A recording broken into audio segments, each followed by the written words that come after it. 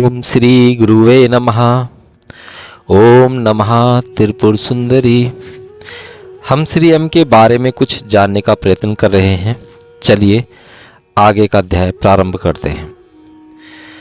जब उन्हें श्री एम को एक नागा से महामंत्र मिला था तो वो हिमालय की यात्रा पर हैं। आपने अगर पिछले वीडियो सुने हो तो चलिए हम आगे प्रारंभ करते हैं। ऋषिकेश से बद्रीनाथ का रास्ता 5 प्रयागों से होता हुआ जाता है, जहां भारत की कई पवित्र नदियों का संगम होता है। देवप्रयाग में गंगोत्री से नीचे उतरती भागीरथी अलकनंदा से मिलती है, जो बद्रीनाथ से आती है। संगम के अलावा उस छोटे से कस्बे में एक राम मंदिर है। माना जाता है कि वृद्ध अवस्था में राम ने वहां पर तपस्या की थी। यहाँ गरजती बहती आती इन 2 नदियों का संगम बड़ा मनोहारी है। आगे चलकर रुद्रप्रयाग है, जहाँ केदारनाथ से आती मंदाकिनी नदी अलकनंदा से मिलती है। उससे आगे कर्णप्रयाग है, जहाँ पिंडारा नदी अलकनंदा से मिलती है। उसके बाद नंदप्रयाग और विष्णुप्रयाग आते हैं। विष्णुप्रयाग के पास एक प्रसिद्ध ज्योतिर्मठ है, जिसे जोशी मठ के नाम से भी जाना जाता है। महान वेदांती आदि शंकराचार्य को जोशी मठ का संस्थापक कहा जाता है। यह उनके द्वारा स्थापित सबसे उत्तरी मठ में से एक है। शंकराचार्य द्वारा स्थापित अन्य मठ हैं द्वारिकापुरी और सिंगरी, जो क्रमशः भारत के पश्चिम, पूर्व और दक्षिण में है।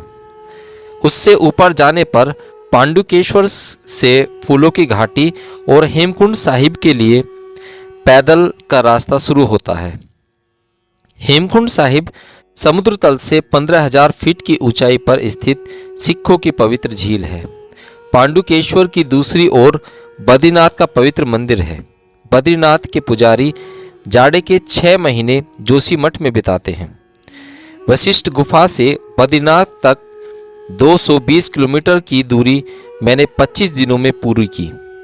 इससे पहले वाले वीडियो में आपने सुना होगा कि कैसे कैसे श्री एम वशिष्ठ गुफा में रहे थे और कैसे उन्होंने पैदल यात्रा की।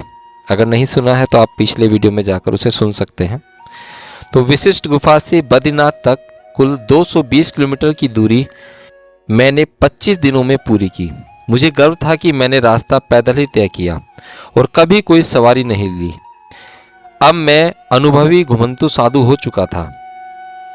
कभी कभी खाना मिलने में कठिनाइयां होने के बावजूद खाली और टूटे फटे बाड़े में सोने की मजबूरी और ठंड से सिकुड़न पर भी यात्री जारी रखने के मेरे उत्साह में कोई कमी नहीं आई। शारीरिक कष्ट मेरी समस्या नहीं थी। समस्या थी मेरा मन, जो एकाकीपन के क्षणों में उद्विग्न हो जाता था और कभी कभी मोहभंग की स्थिति में पहुंच जाता था। पर्वतों और नदियों की सुंदरता और इस आशा ने मुझे आगे बढ़ते रहने की प्रेरणा दी कि वहां बर्फीली ऊंचाइयों पर कोई था जो मेरे प्रश्नों के उत्तर ढूंढने में मेरी सहायता करेगा। अपनी यात्रा के दौरान मुझे 2 अनुभव हुए, जिनके बारे में मैं आपको बताना चाहूँगा। देवप्रयाग में एक निचाट नंगे नागा साधु ने मुझे घेर लिया। जब मैं देवप्रयाग पहुंचा तो अंधेरा तेजी से घिरता आ रहा था। मैं सोच रहा था कि खाना और रहने की जगह कहाँ मिलेगी। तभी यह लंबा काला जटाधारी मेरे पास आया और बोला, अगर तुम रहने की जगह ढूंढ रहे हो तो मेरे साथ आओ। एक नागा के साथ रहना बिल्कुल नया अनुभव होगा। मैं राजी हो गया और उसके साथ चला गया। वह एक छोटी कुटिया में राम मंदिर के पास गंगा के किनारे रहते थे। कुटिया के सामने एक धुनी तेजी से जल रही थी। मैंने नदी में हाथ पांव धोए। वापस आने पर मैंने उसी धुनी के सामने बैठा पाया। बैठो, उसने कहा। अग्नि देवता से प्रार्थना करो और झुककर नमन करो। हम भोजन करेंगे, फिर सिद्धि पाएंगे। सिद्धि? मैंने पूछा, क्योंकि सिद्धि तो उन अलौकिक शक्तियों को कहते हैं जो योगियों के पास होती हैं। हाँ हाँ, तुम्हें पता चलेगा। गरम चपातियाँ और आलू की सब्जी खाते हुए उसने मेरे जीवन के बारे में पूछा और यह भी कि मैं कहाँ जा रहा था। मैंने कहा कि मैं एक आध्यात्मिक खोजी था और मेरा नाम शिवप्रसाद था और मैं उपयुक्त गुरु की खोज में बद्रीनाथ जा रहा था। मैंने सोचा वह मुझे भांपने की कोशिश कर रहा था। मेरा अंदाजा ठीक था। भोजन समाप्त होने के फौरन बाद वह अंदर गया और मिट्टी की चिलम लेकर बाहर आया। उसने गांजा और तंबाकू के मिश्रण से चिलम भरी और सुलगा दी। फिर वह पलौथी मारकर बैठ गया और जोर से बोला, बम बम बोले, हर हर महादेव शंभू, और एक गहरा कस लिया। फिर उसने धीरे धीरे धुआं निकाला और चिलम मेरी तरफ बढ़ा दी। सिद्धि, उसने कहा, इससे तुम शिवलोक पहुंच जाओगे और सब सिद्धियां प्राप्त कर लोगे। हो सकता है मैं ही तुम्हारा गुरु हूं। शिव महादेव ने मुझे सुंदर शिष्य भेजा है। पियो पियो। जानते हो कैसे? धुएं से उठती महक से मैं समझ गया कि यह गांजा था। त्रिवेंद्रम में मेरे कुछ दोस्त गांजा पीते थे और मैंने एक आध बार कोशिश की थी, लेकिन मुझे कुछ जचा नहीं था। यह आपको ध्यान जैसी स्थिति में पहुंचाता तो है, परंतु थोड़े समय के लिए, और उसका आदी हो जाने का बड़ा खतरा है। मैंने मना कर दिया। वह बहुत ज्यादा नाराज हो गए।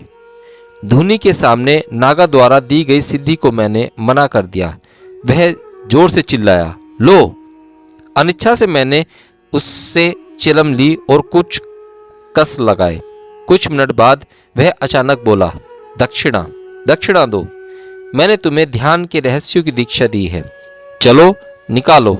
मैं उससे बहस नहीं करना चाहता था। 10 रुपये निकालकर मैंने उसे दे दिए और वह गरजा। मैंने उसे 10 रुपये और दिए और कहा, मेरे पास इतने ही हैं। उसने खुशी से अब अपने जो है उसे खीसे में रख लिया। काफ़ी है, उसने कहा, अब तुम्हें मंत्र सिद्ध हो गया है। उसने अपना हाथ मेरे सिर पर रख दिया। कुछ और सिद्धि पाओगे? मैंने मना कर दिया। तुम चाहो तो अंदर सो सकते हो, चाहे तो बरामदे में, उसने कहा। मैं थका हुआ था और गांजे ने मुझे उन्माद कर दिया था। मैंने खुद को अपने कंबलों में लपेटा, अपने झोले को तकिए की तरह रखा और सो गया। मेरे झोले में कुछ पैसे थे। मैं चिंतित था कि कहीं नागा उन्हें चुराने की कोशिश न करे। उस रात सोने से पहले मेरा रोजाना का ध्यान उतना मधुर और उज्जवल नहीं था। ऐसा महसूस हुआ मानो मेरा अस्तित्व अंधकार से ढका हुआ था और मेरी आत्मा मोटी भारी रस्सियों से बंधी थी। नागा अभी भी दम लगा रहा था। सुबह मैं जल्दी उठ गया और यह देखकर आश्वस्त हुआ कि नागा अभी भी कुटीर में भीतर जोर जोर खर्राटे भर रहा था। बिना कोई आवाज किए मैंने अपने कंबल लपेटे, झोला, कमंडल और छड़ी उठाई और छुटपुटे में चुपचाप निकल पड़ा। धूप निकलते निकलते मैं देवप्रयाग और नागासिद्ध से काफी दूर निकल गया था। कुछ दिनों बाद रुद्रप्रयाग के पास मैं घने जंगल में भटक गया। शीघ्र ही मैं समझ गया कि मैं रास्ता भूल गया हूँ। अंधेरा होता जा रहा था। मैं फिर उस चिंता में था कि रात कहाँ बिताई जाए। इतने में एक अधेड़ व्यक्ति को मैंने अपनी ओर आते देखा। वह अपनी पीठ पर लकड़ियों का गट्ठर ढोए हुए था। महाराज, कहाँ जा रहे हैं? उसने पूछा। बद्रीनाथ, मैंने कहा, लेकिन मुझे लगता है कि मैं रास्ता भूल गया हूँ। क्या आप कोई जगह बता सकते हैं जहाँ खाना मिल सकता है और मैं रात बिता सकता हूँ? मेरे साथ आइए, उसने कहा। बाबा जी का आश्रम पास ही है। वे मेरे गुरु हैं, आइए। मैंने बाबा जी के नाम के रहस्यमय चिरायु योगी के बारे में सुन रखा था, जो हिमालय में ही कहीं रहते थे, इसलिए मैं बड़ा उत्तेजित हो गया। तुम्हारा मतलब है कि महान बाबा जी तुम्हारे गुरु हैं? मेरे मुंह से निकल गया। उसे मालूम नहीं था कि मैं किस बाबा जी की बात कर रहा था। उसके गुरु एक वैष्णव बाबा थे। वैष्णव साधुओं को बाबा जी कहा करते हैं। हम एक खड़ी चट्टान से नीचे उतरे और नदी के किनारे पहुंच गए। नदी के एकदम किनारे फलदार वृक्षों से घिरे ग्रेनाइट का बना हुआ एक छोटा सा मंदिर था। मंदिर के आसपास कुछ कुटियाएं थीं एक रसोई थी और एक हॉल जो मुझे भोजन कक्ष जैसा लगा। वहाँ घंटियाँ और शंख बजाए जा रहे थे। मैं समझ गया कि मंदिर में शाम की आरती चल रही है। पूजा में स्त्रियां भी थीं और पुरुष भी। एक लंबा हष्ट-पुष्ट बिना दाढ़ी मूछ वाला व्यक्ति जो धोती के अलावा नग्न शरीर था, राधा और कृष्ण की सुंदर मूर्ति के सामने दीप से आरती कर रहा था और साथ ही घंटी बजाता जा रहा था। उसने जनेऊ धारण किया हुआ था और आधे मुड़े हुए सिर पर एक लंबी और मोटी शिखा को जूड़े के रूप में बांधे हुए था। आरती समाप्त करने के बाद जब वह दीप को और औरों के सामने जा रहा था ताकि वे भी नमन कर सकें, तो मैंने देखा कि उस व्यक्ति ने यू आकार का वैष्णवों का घोतक चिन्ह चंदन लेप से अपने माथे पर लगा रखा था। उसके गले में तुलसी के मनकों की एक छोटी माला भी थी। जो आदमी मुझे वहां लाया था उसने उनके पैर छुए और कहा, बाबा जी मुस्कुराए और मेरी तरफ आए। मैंने परंपरा अनुसार उनके पैर छुए। जय श्री कृष्ण, आशीर्वाद, उन्होंने कहा। अब जाकर गंगा मैया में स्नान करो और वापस आओ, हम पहले प्रसाद पाएंगे। भगवान को समर्पित किया हुआ भोजन जो अत्यंत पवित्र माना जाता है, फिर बात करेंगे। नमो नारायण। भोजन कक्ष में बाबा जी एक पट्टे पर पलाथी मारकर बैठे और बाकी हम सब लोग फर्श पर बैठे। सबने गीता के 15वें अध्याय के समवेत रूप से गाया। फिर हमें सादा पर स्वादिष्ट शाकाहारी भोजन दिया गया। पुरुष एक पंक्ति में बैठे और स्त्रियां अलग एक पंक्ति में। 6 युवतियां और 4 अधेड़ उम्र के पुरुष सफेद कपड़े पहने हुए थे और उन्होंने भी यू आकार का तिलक लगाया हुआ था। केवल बाबा जी भगवा धोती पहने थे। भोजन के बाद बाबा जी ने मुझसे बातचीत करने के लिए अपनी कुटिया में बुलवाया। उन्होंने मेरे बाल्यकाल और आध्यात्मिक खोज के बारे में कई प्रश्न पूछे। मैंने यथाशक्ति उत्तर दिया। एक बार भी उन्होंने मेरे जन्मजात धर्म के बारे में नहीं पूछा। इससे मुझे थोड़ा आश्चर्य हुआ क्योंकि मेरी समझ में वे सब रूढ़िवादी ब्राह्मण थे। बाद में पता चला कि वे कृष्ण भक्त समुदाय से थे और श्री कृष्ण चैतन्य के अनुयायी थे। उनका मानना था कि भक्ति भगवत सेवा का एकमात्र उपाय था और कृष्ण सर्वशक्तिमान भगवान थे। वे कृष्ण और राधा की मूर्तियों के सामने नाचते गाते और नियमित रूप से उनकी पूजा करते थे। वे शाकाहारी थे। उनका मत था कि कोई भी उनके पंथ में दीक्षित होते ही ब्राह्मण हो जाता था। वे शंकराचार्य की परंपरा के अद्वैत वेदांतियों को नापसंद करते थे और उन्हें मायावादी कहते थे, अर्थात ऐसे लोग जो संसार को भ्रम यानी कि माया मानते थे। वैष्णवों के अनुसार संसार भ्रम नहीं था, वास्तविक था और कृष्ण उनके परम अधिष्ठातक और नियंत्रक थे। संसार त्यागने और सन्यासी हो जाने के बारे में बाबा जी के विचार मुझे काफ़ी तर्कसंगत लगे। मुझे मालूम है, उन्होंने कहा कि तुम संसार त्यागने के लिए उत्सुक हो, भगवा पहनना चाहते हो और शीघ्र अतिशीघ्र मुक्ति की स्थिति में पहुंचना चाहते हो।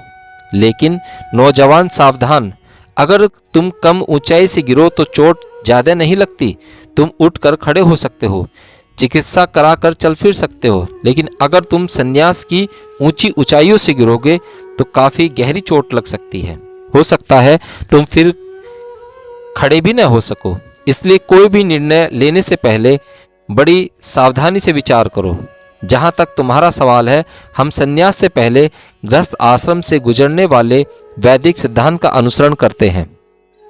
हम सभी शादीशुदा हैं। भगवान की कृपा से एक गृहस्थ भी भगवान को पा सकता है और अगर भगवान की कृपा न हो तो सन्यासी भी भगवान को नहीं पा सकता। मेरी भी शादी हुई थी। पत्नी की मृत्यु के बाद मैंने सब कुछ त्याग दिया। एक और बात, गंजेड़ी साधुओं से कभी संसर्ग मत करना, वे चाहे कितने भी विद्वान क्यों न हो। मैं जानता हूँ तुम्हारी आंखें ऊपरी हिमालय पर लगी हैं। ये लोग तुम्हें वहाँ भी मिल सकते हैं। मुझे बड़ी खुशी होती अगर तुम हमारे साथ भक्ति साधना में लगते, मगर मुझे मालूम है तुम आगे बढ़ना चाहते हो। जैसी हरी इच्छा। तुम एक पवित्र आत्मा हो और अगर चाहो तो मैं तुम्हें हमारा महामंत्र दे सकता हूँ। इसका नियमित रूप से पाठ करो और जब तुम्हारा जी चाहे हमारे पास वापस आ सकते हो। भगवान तुम्हारा भला करे। जय श्री कृष्ण। मैंने उनके चरण स्पर्श करे, उन्हें धन्यवाद दिया और उनसे अनुरोध किया कि वे मुझे ओम नमो भगवते वासुदेव मंत्र की दीक्षा दें। उसके बाद मैं अपने कमरे में गया, थोड़ी देर चुपचाप मंत्र पाठ किया और सो गया। मैं शांत और गहरी नींद सोया। सुबह जल्दी उठा, अलकनंदा के बर्फ जैसे पानी में नहाया और बाबा जी का आशीर्वाद लेने गया। उन्होंने मेरे सिर पर हाथ रखकर अत्यंत स्नेह से आशीर्वाद दिया। श्री कृष्ण तुम्हें आध्यात्मिक पूर्णता तक पहुँचाए। जय श्री कृष्ण। फिर मैंने अपने मित्र दामोदर से विदा ली, जो मुझे बाबा जी तक लाया था, और बद्रीनाथ की तरफ चल पड़ा। मिलते हैं अगले वीडियो में।